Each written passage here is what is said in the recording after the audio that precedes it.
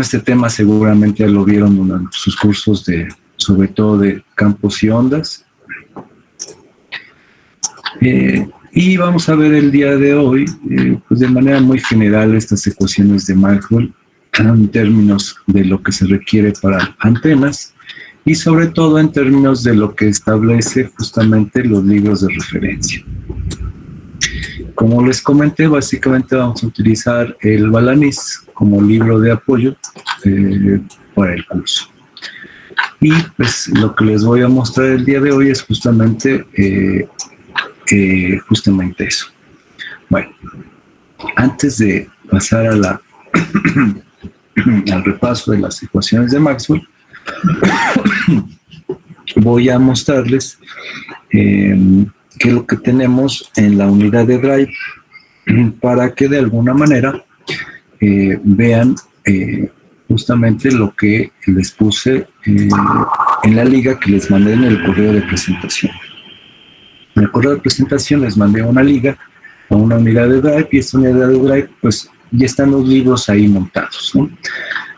Están los 4 libros de la referencia bibliográfica. En este caso es este que tenemos aquí, el Balanis en su segunda edición. Es un libro en inglés, 958 páginas.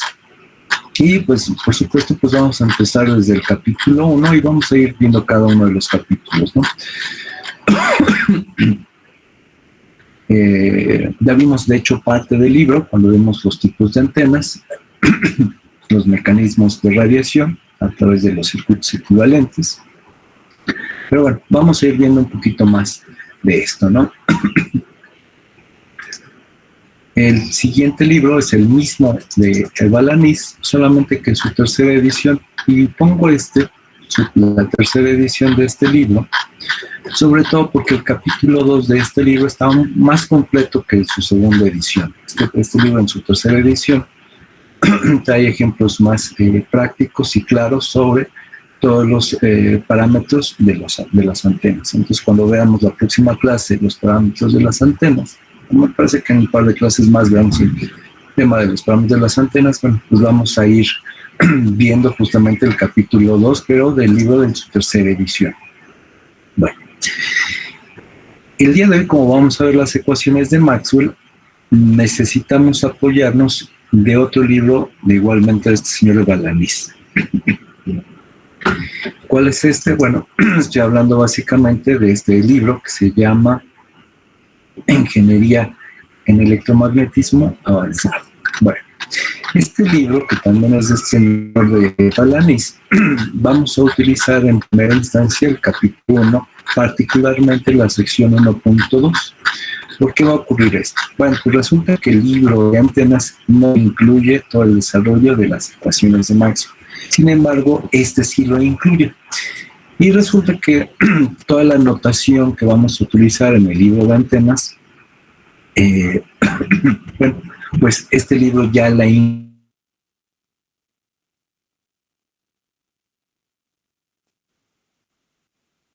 todo el apartado 1.2 de este libro, así como la 1.3, que son los parámetros constitutivos y sus relaciones, pues viene justamente en este libro, en su capítulo 1.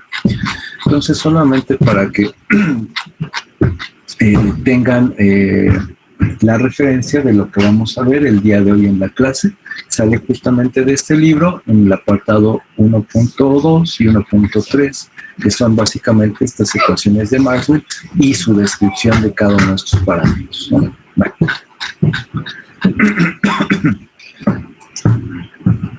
Después vienen los otros 2 libros importantes, de hecho, bueno, son 3. Uno es el Johnson, es el Handbook de Antenas de Richard Johnson, en su tercera edición. Y cuando llegamos a este libro, pues vamos a utilizar básicamente los diferentes tipos de antenas. Por ejemplo, las antenas, los arreglos de antenas, las antenas de tipo reflector, las antenas de apertura. Es decir, este libro nos va a ayudar mucho a entender todo el concepto de los diferentes tipos de antenas que existen ya con aplicaciones prácticas. Entonces este libro del Handbook de Antenas de Richard Johnson, junto con este otro que voy a poner aquí, que es el Kraus, nos va a servir justamente para esa sección que veamos del curso, donde hablemos de los diferentes tipos de antenas, ¿no? Aquí vienen, por ejemplo, las antenas de los diferentes tipos. Y bueno, pues vamos a apoyarnos mucho en estos dos libros, tanto en el Handbook de Johnson y de Kraus, para el capítulo, la sección de los diferentes tipos de antenas, que ya es al final del curso. Vale. Entonces, para todo lo que es el primer parcial y el segundo parcial, nos vamos a apoyar mucho en este libro del Balanis y en este otro que les voy a poner en la pantalla, que es el Sulzmann. Entonces, estos dos libros, del Balanis y el Sulzmann, nos van a apoyar mucho. El de texto del curso es el Balanis, sin embargo, de apoyo como para entender conceptos teórico-prácticos, también es muy bueno este libro del Sulzmann, porque nos ayuda a entender de mejor manera los parámetros, principalmente de las antenas. Entonces, el capítulo 2 de este libro, que es los parámetros y fundamentos de las antenas, pues va a ser de mucha utilidad como apoyo para entender todo este tema de los parámetros básicos de las antenas. Entonces, bueno, pues aquí están los 4 libros que vienen en la referencia bibliográfica. Les pido, como les dije la clase pasada, descárguenlos, tengan a la mano su traductor, vayan haciendo sus traducciones, van haciendo sus anotaciones, porque básicamente van a ser, digamos, sus notas del curso, y de aquí, bueno, pues van a salir justamente las preguntas para el examen, o los exámenes. Bueno, finalmente les pongo otro libro muy interesante. Este solamente cuando lleguemos al apartado de las ecuaciones de Friis vamos a revisarlo. En este libro justamente viene justamente todo el tema de antenas y las ecuaciones de Friis, que vienen justamente este libro. Este es el libro original desarrollado por este par de autores, Sergei Serkunov y Harald Friis, que desarrollaron justamente, con base en toda la teoría electromagnética, las ecuaciones que nos describen el fenómeno entre una antena transmisora y una antena receptora, y que hasta hoy día, en la actualidad, se siguen utilizando estas ecuaciones de Friis. Bueno. Ok. Adicionalmente a los libros de la referencia bibliográfica, les puse algunas guías.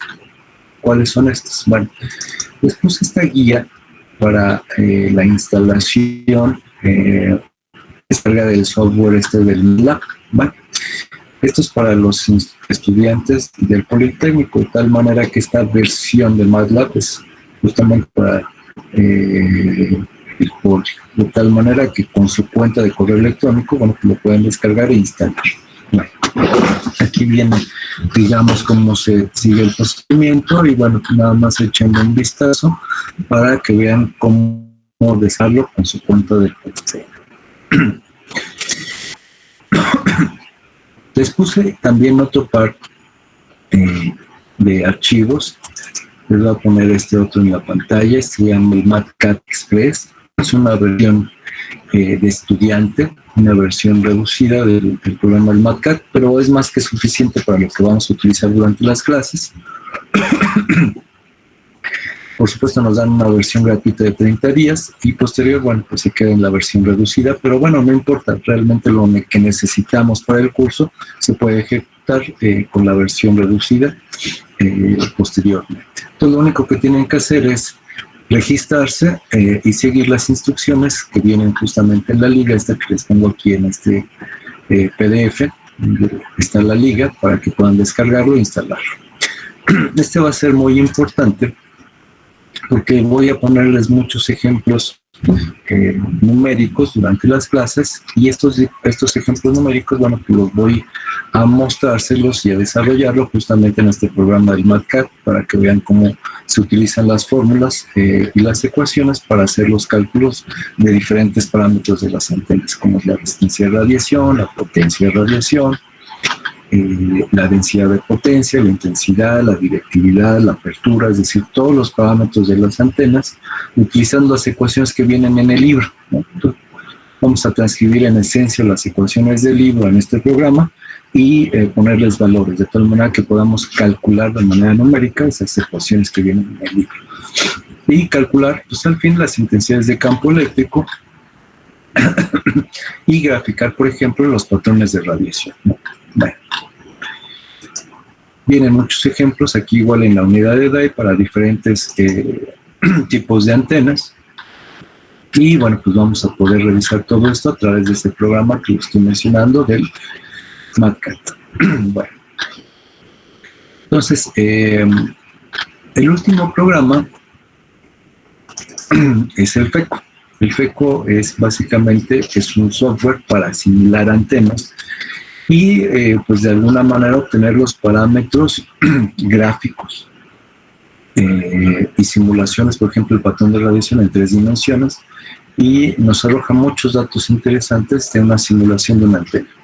En este archivo en PDF también viene la guía para que puedan descargar e instalar el software en su versión de estudiante. Igual es gratuito, no tiene ningún costo. Sin embargo, se requiere de un proceso de registro en la página de internet de Altair. Y para eso, bueno, pues van a requerir un poco de tiempo. El proceso no es inmediato, sí, requieren al menos de un par de días para que puedan descargar e instalar el programa. Entonces, para este en particular, les pido que ya lo vayan realizando para que cuando lleguemos al momento de utilizar el simulador, bueno, pues ya lo tengan instalado. Este es muy importante que lo vayan realizando desde ahorita porque no es inmediato la descarga e instalación. Vale. Y bueno, son esos 3 programas básicamente, ¿no? El MATLAB, el MatCat y el FECO. Bueno, adicional a esas guías y digamos PDFs con las instrucciones de descarga o registro, bueno, pues les puse otros libros. Por ejemplo, para el caso del MATLAB les puse este, que es bastante nuevo este libro, que es el modelado electromagnético de antenas con MATLAB, utilizando el toolbox del MATLAB. Bueno, como tal, el MATLAB pues, es una interfaz que nos permite programar y hacer cálculos mediante programación, mediante, pues digamos, ecuaciones. Y bueno, en esencia es un lenguaje de programación así como el C o como cualquier otro lenguaje de programación, solamente que este está enfocado principalmente al tema científico, ¿no? Entonces este autor, Sergei Makarov, pues en esta segunda edición nos describe en este libro cómo podemos utilizar el MATLAB para modelar antenas desde el punto de vista electromagnético. Este libro nos va, digamos, en cada una de las secciones, nos va indicando cómo se realiza el modelado de las antenas y nos va dando ejemplos justamente a partir, digamos, de manera gráfica, cómo se interpreta el arreglo, por ejemplo, el circuito equivalente de Thevenin para una antena transmisora y una antena receptora, cómo se modelan las impedancias y además nos da algunos ejemplos ya con parámetros numéricos y las ecuaciones para hacer algunos cálculos ya mediante la programación del MATLAB, ¿no? Entonces la parte interesante justamente de este libro que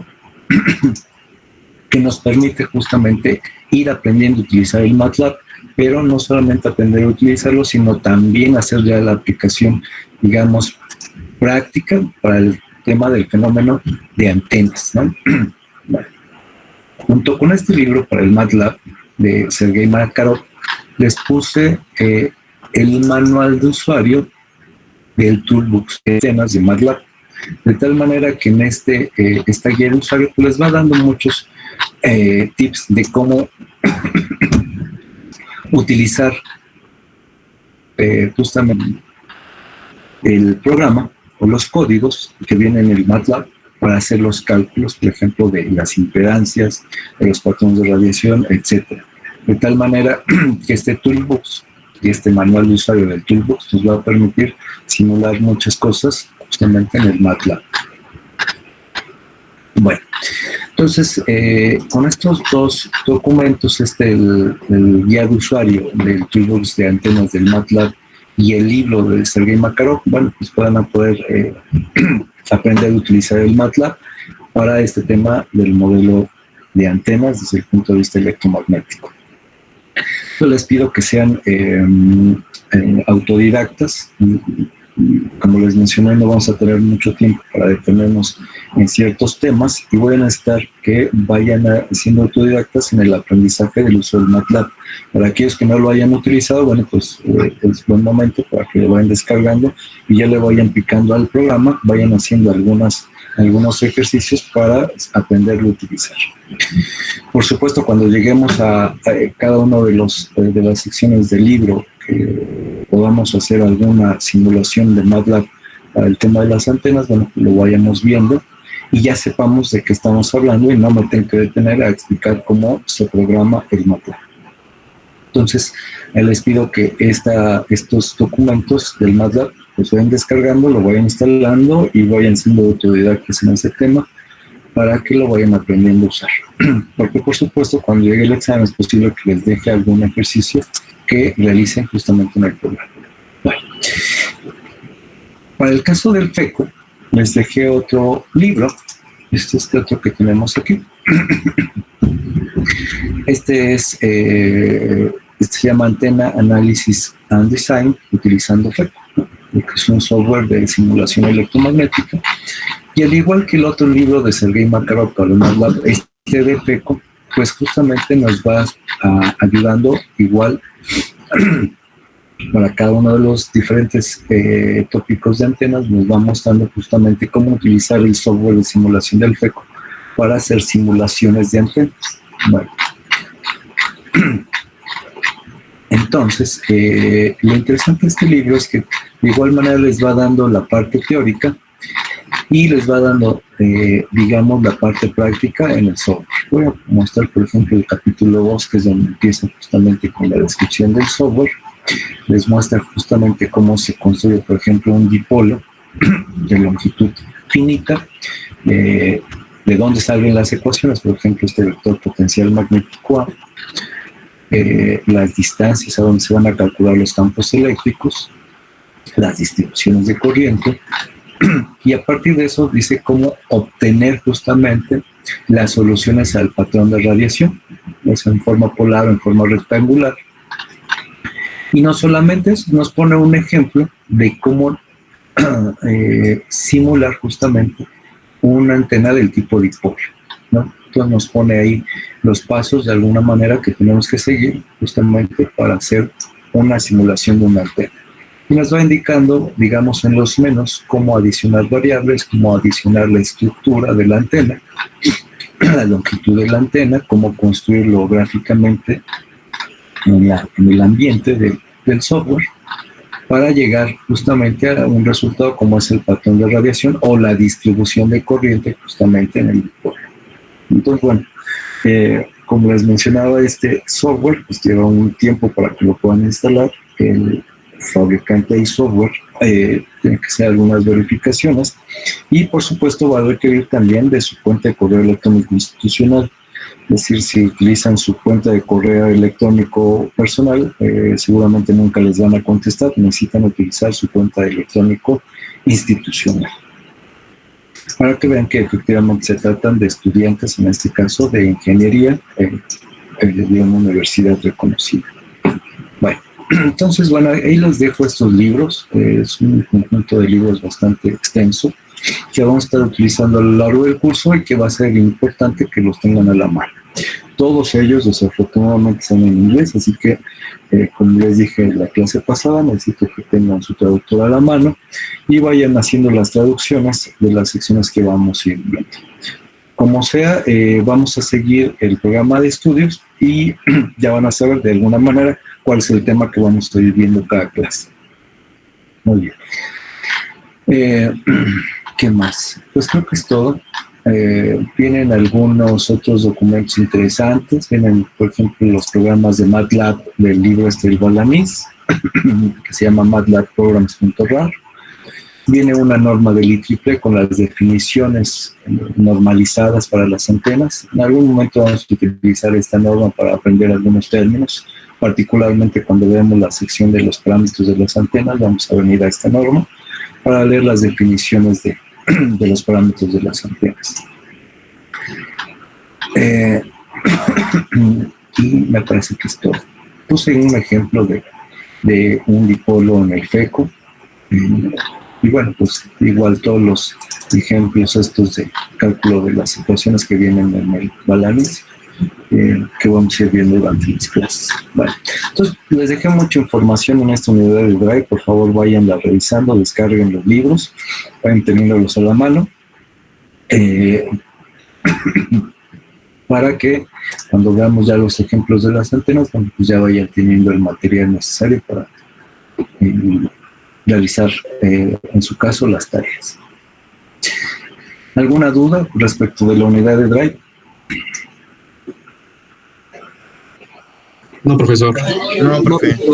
No, profesor. Bueno, como sea, voy a saber quién va a estar accesando a la unidad de Drive, porque les mandé la liga, pero para que puedan accesar me tienen que pedir el acceso. Entonces, hasta la fecha nadie me va a pedir el acceso. Entonces, si llega al final del parcial y nadie me pidió el acceso, ya sabré que nadie utilizó la unidad de Drive. Bueno, muy bien. Bueno, pues vamos a ir entonces al repaso de las ecuaciones de Maxwell. Va a ser relativamente rápido este repaso. Ya este tema lo han visto seguramente en su curso de campos y ondas y también en el de líneas de transmisión. Y seguramente lo vieron desde el punto de vista clásico en su versión reducida de las ecuaciones de Maxwell. Bueno, las ecuaciones de Maxwell no es otra cosa más que las ecuaciones o los postulados que engloban el fenómeno electromagnético con variaciones temporales, ¿no? Y lo que nos indican es cómo los campos eléctricos y magnéticos se generan a partir de densidades de flujo, ya sea eléctrico-magnética, y a partir de cargas.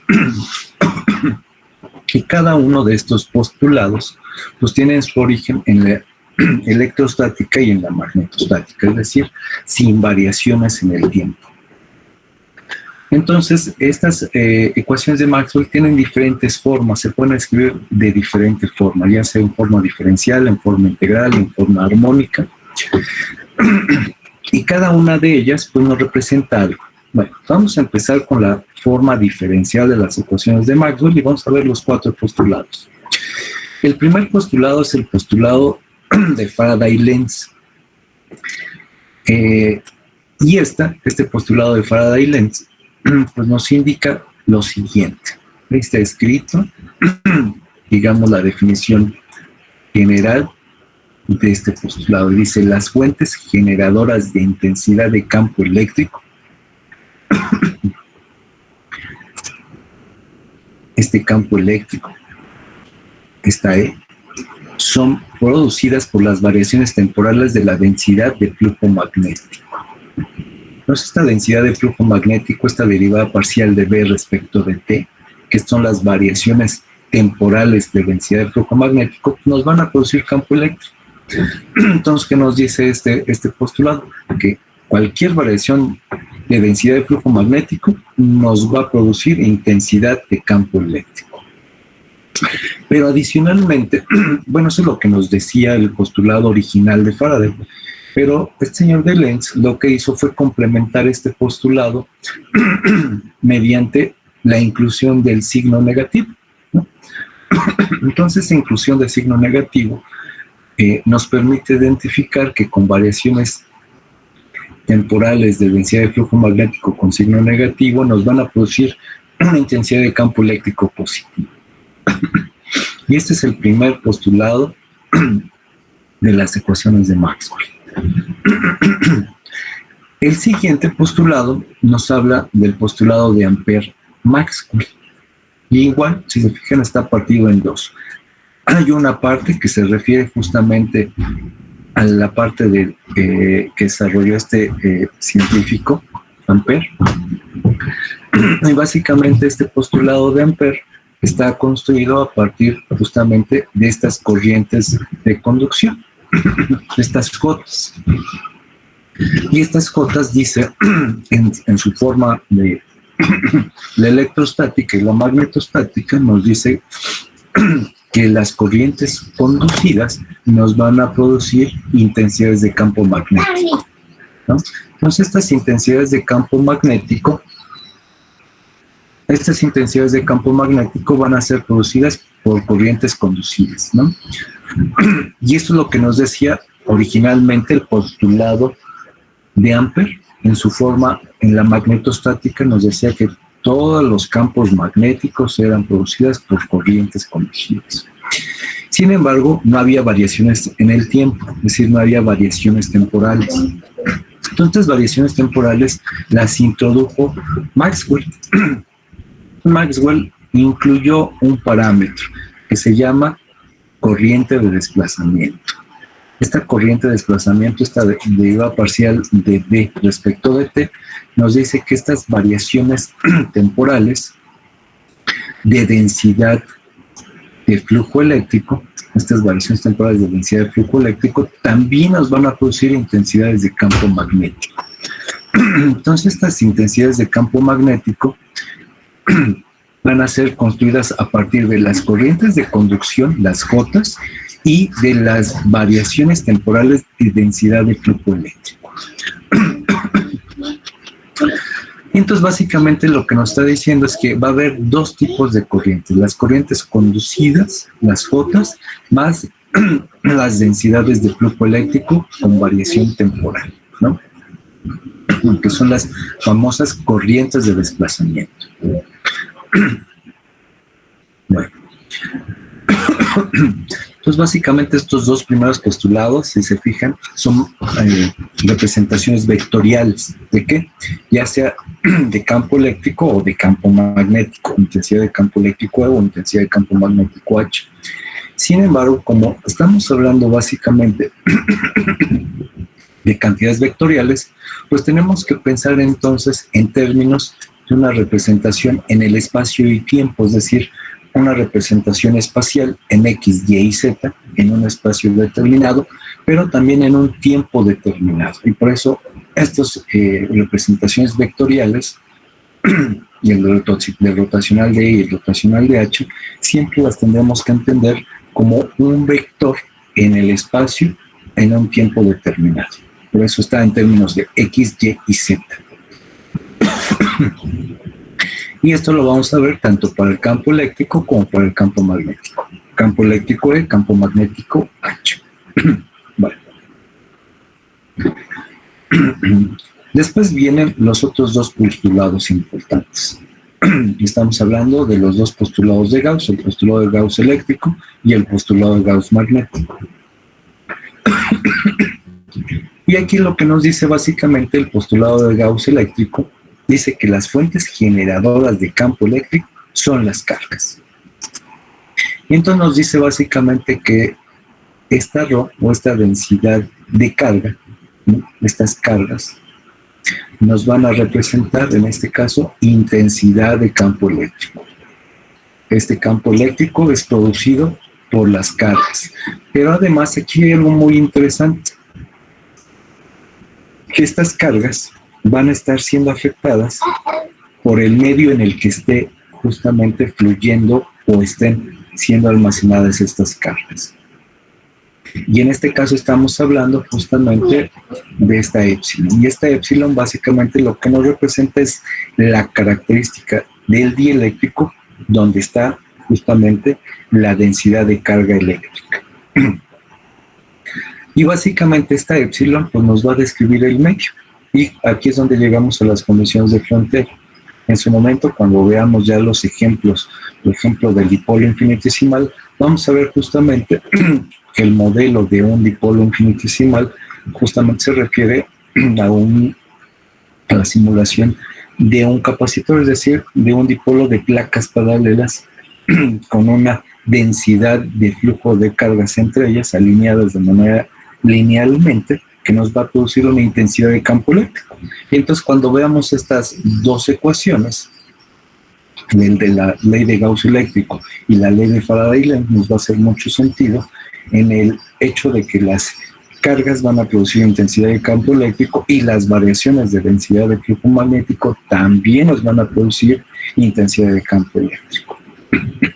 Bueno, entonces esto es lo que nos dice básicamente este postulado de Gauss, de la ley eléctrica. Bueno, resulta que este postulado de Gauss se puede escribir de dos maneras diferentes. Aquí lo estamos poniendo en términos de la divergencia de E, ¿no? Esta divergencia de E está siendo producida justamente por el cociente de las cargas sobre la permitividad del medio. Pero resulta que también hay otra forma de escribir. ¿Cuál es esa forma de escribirlo? Pues esta ecuación que tenemos del lado derecho. Y nos dice que en vez de utilizar la divergencia de E, podemos utilizar la divergencia de D. ¿Y quién es D? Bueno, pues D resulta que es la densidad de flujo eléctrico. Y entonces nos dice que la densidad de flujo eléctrico es igual a la densidad de carga, con sus variaciones temporales, ¿no? Y entonces estas dos ecuaciones, esta de aquí y esta que tenemos también acá, son equivalentes, ¿no? Solamente que las estamos escribiendo de manera con sus ecuaciones, digamos, proporcionales, ¿no? Entonces aquí lo que nos está indicando es que tanto la intensidad de campo eléctrico es producida por un volumen de cargas o una densidad de cargas dividida sobre la permitividad del medio, y por el otro lado estamos diciendo que la densidad de flujo eléctrico también es producido, pero por una densidad de cargas con variaciones temporales. Entonces estas dos ecuaciones son equivalentes. Y ahorita más adelante que les muestre justamente la representación física en un capacitor, van a ver cómo está directamente relacionado este tema con la creación de una intensidad de campo magnético o en su caso eléctrico. Bueno, después viene la última ecuación en forma diferencial, que es el postulado de Gauss magnético, donde nos dice que la divergencia de B, o de la densidad de flujo magnético, esta divergencia de B es igual con 0. Y lo que nos dice aquí el postulado es que las líneas de campo magnético forman una trayectoria cerrada, que no tiene ni principio ni fin. Y básicamente lo que nos está indicando este postulado, básicamente es que todas las líneas de campo magnético producidas por una fuente nos van a producir líneas de campo magnético cerradas, ¿no? Voy a ponerles un ejemplo muy simple. Supongamos que tenemos una superficie amorfa y que de esta están entrando y saliendo líneas de campo magnético. Y como sabemos, estas líneas de campo magnético tienen una trayectoria cerrada. Bueno, entonces hay unas que entran y hay otras que salen, ¿no? Entonces estas líneas de campo magnético que entran y salen de esta superficie cerrada en un punto determinado, con esta trayectoria, pues al momento que estemos sumando la totalidad de las líneas de flujo magnético, vamos a observar que siempre cuando sumamos la cantidad de líneas que salen respecto de las que entran, pues se van a cancelar, porque las que entran y las que salen van a ser las mismas, de tal manera que unas que tengan signo positivo y otras que tengan signo negativo se van a cancelar. Cuando queramos sumar todas las líneas de campo que están atravesando una superficie cerrada, pues justamente vamos a llegar a la conclusión de que el resultado de esta densidad de flujo magnético en esta superficie cerrada siempre va a ser 0. Y lo que nos está diciendo es que se están describiendo líneas de campo magnético con trayectoria cerrada. Bueno, ¿de dónde sale esto? Bueno, pues esto es muy sencillo de entender cuando vemos, por ejemplo, imanes. Voy a poner el ejemplo de un imán. Un imán, que básicamente es un dipolo magnético, siempre va a estar construido a partir de un norte y un sur. Entonces vamos a tener siempre una parte que va a estar identificada con un norte, ¿no? un norte y otra que va a tener un sur. Y el tema es que las líneas de campo magnético que se van a estar creando van a tener igual este proyecto. Y va a haber un montón de líneas de campo magnético que van a estar yendo de norte a sur, de norte a sur, de norte a sur, y va a haber así una infinidad de líneas de campo magnético que van a estar yendo de norte a sur. Si pusiéramos una superficie cerrada a la mitad justamente de este imán y quisiéramos sumar la cantidad de líneas que están entrando y saliendo de esa superficie cerrada, nos daría justamente eso. Bueno, el hecho es de que este fenómeno que se le conoce como dipolos magnéticos, pues no importa cuántas veces queramos partir un imán, es decir, si yo digo, bueno, pues yo quiero solamente un norte, pues nunca va a ocurrir eso. Si partimos solamente este norte y me deshago del sur y solamente me quedo con el puro norte, al momento que lo parto, en ese momento se crea en automático otro sur. Es decir, cada vez que yo quiera partir un dipolo magnético en dos, para obtener solamente un norte o un sur, eso nunca va a ocurrir. Siempre vamos a tener un norte y un sur, y por eso se los llaman dipolos magnéticos. Es decir, no hay manera de poder separar este fenómeno. Para el caso de los dipolos magnéticos, van a estar siempre una parte positiva y una parte negativa, un norte y un sur. Entonces sí es importante que este fenómeno se entienda muy bien, porque esto le da origen justamente a este último postulado de la ley de Gauss, donde dice que la divergencia de B es igual con cero, y lo que nos describe es que es esto: las líneas de campo magnético forman una trayectoria cerrada que no tiene principio ni fin, es decir, líneas cerradas de campo magnético o densidad de flujo magnético. Pero esto es en la, digamos, en la forma básica, o las formas reducidas de las ecuaciones de Maxwell. Bueno, junto con estas cuatro ecuaciones, o estos cuatro postulados en forma diferencial, viene otra ecuación igualmente importante, que es esta que voy a marcar ahí ahorita en color rosa. Esta ecuación se llama básicamente la ecuación de continuidad. Y lo que nos dice esta ecuación de continuidad es que para cualquier variación de densidad de carga eléctrica con variaciones temporales, nos va a dar una corriente total de conducción. Y bueno, justamente esta ecuación fue la que le permitió justamente a Maxwell adicionar este término, que son las corrientes de desplazamiento.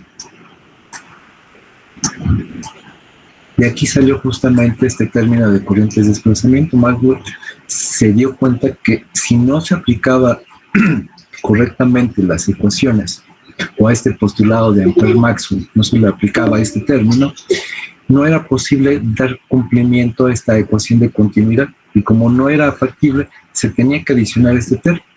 Y entonces este término se le llamó, o él lo llamó, como la corriente de desplazamiento, ¿no? O estas variaciones temporales de densidad de flujo eléctrico. Bueno, entonces es importantísima esta ecuación de continuidad, porque esta es la que le dio origen justamente a este término de corriente de desplazamiento, que además permitió que se pudieran aglutinar estas cuatro ecuaciones para crear todo el fenómeno electromagnético con variaciones en el tiempo, que es justamente el fenómeno electromagnético, ya no la electrostática o la magnetostática, que son los fenómenos magnéticos y eléctricos, pero sin variaciones en el tiempo. Bueno, hay otra forma de escribir estas ecuaciones, que es la forma integral, pero básicamente es la misma. Y nos dice, por ejemplo, el primer postulado de Faraday-Lenz. El postulado de Faraday-Lenz, otra vez, está construido a partir de dos partes, ¿no? Una que fue la de Faraday y otra la de Lenz. La de Faraday básicamente se refiere a la densidad de flujo magnético con variaciones en el tiempo, ¿no? Y esto nos va a producir intensidad de campo eléctrico. Pero dice que para hacer la sumatoria de todas las intensidades de campo eléctrico en una superficie cerrada, dice lo siguiente: la intensidad de campo eléctrico en una trayectoria cerrada es igual a las variaciones temporales del flujo magnético total. ¿Y cómo nos sacamos el flujo magnético total? Pues haciendo una integral cerrada de superficie, justamente en una superficie que está siendo atravesada por líneas de flujo magnético, ¿no? Y si hay variaciones en el tiempo, estas variaciones en el tiempo de la densidad de flujo magnético lo que nos va a producir es una intensidad de campo eléctrico total en esta trayectoria cerrada. Se fijan, en esencia es la misma ecuación, ¿no? Solamente que con representación de estas integrales, ¿no? Y es lo que nos da origen a justamente tener valores instantáneos y eficaces en un momento dado en tiempo. Bueno, lo mismo va a ocurrir con la ley de Ampère-Maxwell, ¿no? Está la parte de Ampère y está la parte de Maxwell. Bueno, aquí lo que nos dice es que la intensidad de campo eléctrico, de campo magnético, perdón, esta intensidad de campo magnético en una trayectoria cerrada es igual a la densidad de corriente y las variaciones temporales de la densidad de flujo eléctrico, ¿no? Es decir, está haciendo otra vez una sumatoria de las densidades de corriente, las JC, y además está haciendo la sumatoria de las variaciones temporales de la densidad de flujo magnético. Y eso de las líneas de densidad de flujo eléctrico que atraviesan la superficie acotada por una trayectoria. Bueno, y por eso está haciendo una integral cerrada de superficie, de tal manera que en una trayectoria cerrada la intensidad de campo magnético va a ser a la sumatoria de ambos términos, de las corrientes de conducción y las densidades de flujo eléctrico con variaciones en el tiempo, que es básicamente lo mismo que viene en esta ecuación que está acá, solamente que estamos haciendo esa integración. Y finalmente, para la densidad de flujo eléctrico, la ley de Gauss eléctrica dice que la densidad de flujo eléctrico que sale de un volumen encerrado por una superficie es igual a la carga total contenida en dicho volumen, ¿no? Y si se fijan, acá es básicamente la ecuación que les mencionaba aquí arriba, ¿no? Es decir, la densidad de flujo eléctrico, esta D, o la divergencia de D, está en términos de un volumen de cargas. Y esto es lo que nos está diciendo justamente esta ecuación que vemos acá. Entonces, la densidad de flujo eléctrico, ya no estamos hablando de la intensidad de campo eléctrico, como fue en esta forma diferencial, no estamos hablando de la densidad de flujo eléctrico. La densidad de flujo eléctrico va a ser igual a la sumatoria, pero en un volumen ¿de quién? Pues, en este caso, del volumen de cargas que hay justamente en ese volumen. Y por eso estamos utilizando esta Q. Y de esta teoría, o esta ley de Gauss, se sustentó justamente en la ley de Coulomb. Bueno. Finalmente viene el último postulado, que es el postulado de Gauss magnético, pero en forma integral, donde dice: en cualquier superficie cerrada la densidad de flujo magnético es cero. Y básicamente es lo mismo, ¿no? La divergencia de B es igual con cero, o la integral cerrada de superficie, en este caso la densidad de flujo magnético, también es cero. Que básicamente es lo que les explicaba hace un momento de los imanes. Bueno, estas formas diferenciales e integrales, pues básicamente nos están describiendo el mismo fenómeno, solamente que en términos ya sea de pequeños trozos en manera infinitesimal, con las derivadas parciales, o con las sumatorias en un momento determinado, en un volumen determinado, en una superficie determinada, para encontrar intensidades de campo eléctrico.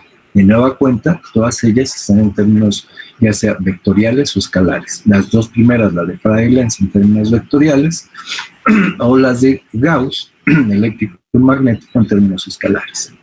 Bueno, Estas ecuaciones, ya sea en forma diferencial o en forma integral, las podemos escribir también en forma armónica, es decir, con su terminología J omega, ¿no? Y esta terminología J omega lo que nos va a permitir es describir de manera más simple las ecuaciones de Maxwell, porque nos dice básicamente que rotacional de E es menos J omega B, ¿no? Y básicamente lo que nos está indicando aquí que estas variaciones temporales en el tiempo, es decir, con una frecuencia determinada, porque el omega es 2πf,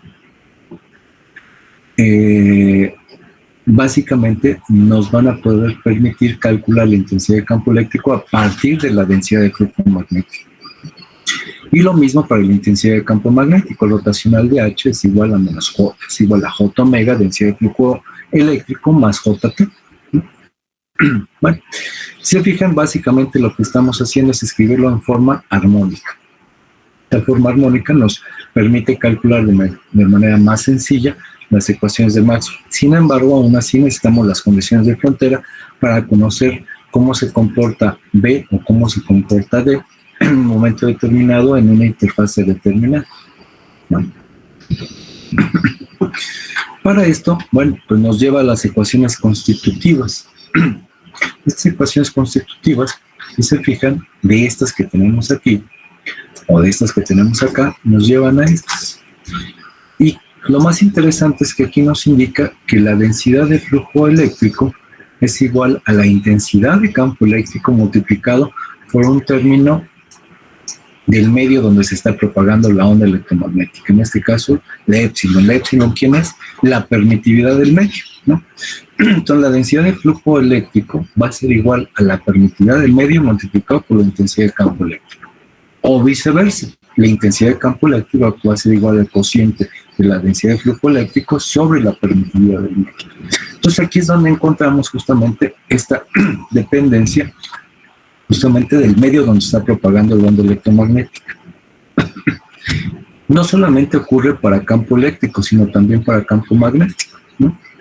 La B, la densidad de flujo magnético, está directamente relacionada con la intensidad de campo magnético H. ¿A través de quién? De la permeabilidad del medio. Otra vez.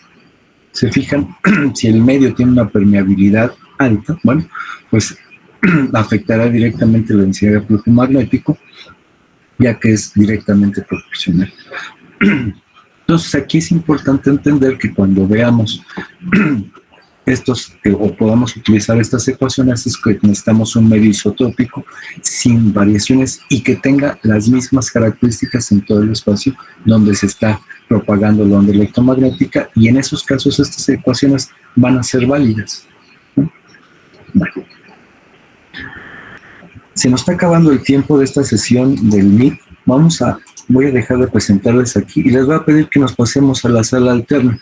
Entonces, les voy a pedir que se salgan de esta sala y nos pasamos a la sala alterna, por favor, compañeros.